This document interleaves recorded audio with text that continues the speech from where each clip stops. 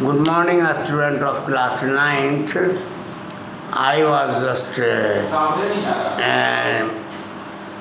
going to revise, going to detail the remaining parts of the yesterday parts were remained to explain before you of the monuments. Open your book English Monuments, page number 22. I was studying in the junior class at that time and was watching the whole drama from the rooftop. It is, again I am going to recap it, that an elephant lives in the campus of a school and they were roaming. Not they were walking, but they were roaming and ramping all the things, rampaging all the things. But among them, one of the students were watching all these things from the rooftop. I don't know what came over me suddenly. मैं इस बात को बिल्कुल नहीं जान पाया कि अचानक क्या हुआ. I grabbed a cane from the hands of one of the teachers and ran down to the stairs and into the open. Now, here the narrator said that what upheavals got in his mind, and he all of a sudden he took the cane of a teacher, and the boy and a student ran towards the direction where the elephant was rampaging all the things. उन्होंने जल्दी से एक master से के हाथ से छड़ी ले ली और वो लड़का दौड़ता हुआ पहुंचा स्टूडेंट उसे वो हाथी के पास जो हाथी तबाही मचा रहा था. अब देखिए how risky it is. And I don't know what came over me suddenly. I grabbed a cane from the hands of one of the teachers and ran down to the stairs and into the open. The elephant grunted and menacingly swung a branch of a tree which it held it in its trunk.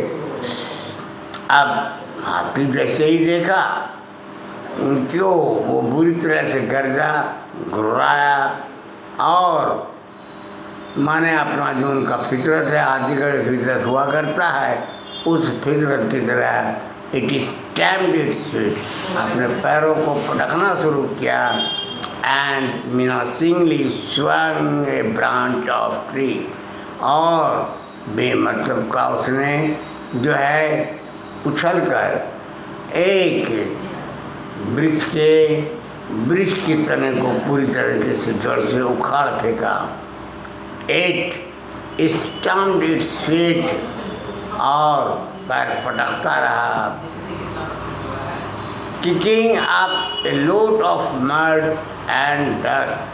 इस दरमियान में वह न जाने कितने कीचड़ों को उछाल चुका था अपने पैरों से, और कितने कीचड़ उछल कर कितने गर्द गुबार उछल के चारों तरफ फैल चुके थे. It looked frightening. ये हाथी बिल्कुल ही खतरनाक हो चुका था. But I moved slowly towards it. इसके बावजूद भी वो स्टूडेंट कह रहा है कि मैंने खतरा मोल लिया और मैं धीरे धीरे उसकी ओर बढ़ता चला गया. हाथ में स्टिक लिए हुआ था. स्टिक इन हैंड, हाथ में मेरे स्टिक था. People were watching the scene hypnotized from nearby housetops. और ये लोग जो है अगल बगल के लोग ये सारा तमाशा देख रहे थे अपने छत के ऊपर से, बिल्कुल इस अंदाज में तमाशा देखते हुए बिल्कुल मोहित हो चुके थे, हिप्नोटाइज हो चुके थे। हिप्नोटाइज का मतलब होता है कि बिल्कुल ही अपना शुद्ध बुद्ध खो देना, और यहाँ पे सही माने में दर्शक अपना शुद्ध बुद्ध खो दिया था और वह ये देखना चाहता था कि ये छोटा सा ये लड़का अपना क्या कर सकता है इस हाथी के साथ।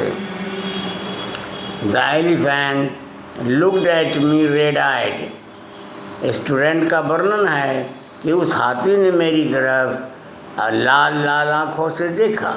रेडी टू रश टुवार्ड्स मी, वह बिल्कुल तैयार था कि मुझ पर हमला ही आक्रमण करता। And it lifted its tongue and trumpeted loudly. हाथी की ये फितरत है कि आक्रमण करने से पहले वह अपने सूंड को उठाता है और गरजता है। At that moment I moved forward mustering all my force.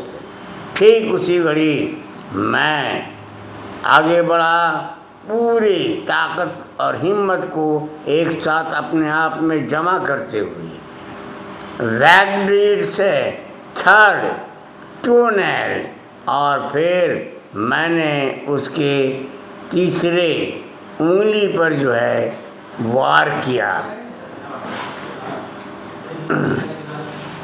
On the quick, अचानक जो वार हुआ, the beast looked stunned for a moment. जाहिर बात है आप चल रहे हो, अचानक एक थाप कोई पीछे से मार दे आपके, या अचानक कोई चोट आपको पहुंचाई जाए तो आप बिल्कुल स्टन्ड हो जाते हैं। स्टन्ड का मतलब ये होता है कि आप बिल्कुल माने चौंक जाते हैं और थोड़ी देर के लिए आपका ब्रेन ऑफ हो जाता है। The beast looked stunned for a moment, then it shivered from head to foot. उसके बाद वो माने सर से लेके पैर तक कांपने लगा। And collapsed. Here means collapse, गिर गया नीचे, और फिर वह आराम से नीचे गिर गया, गिर पड़ा। कौन? वो हाथी। किसने गिरा? इसी स्टूडेंट, छोटे से लड़के ने।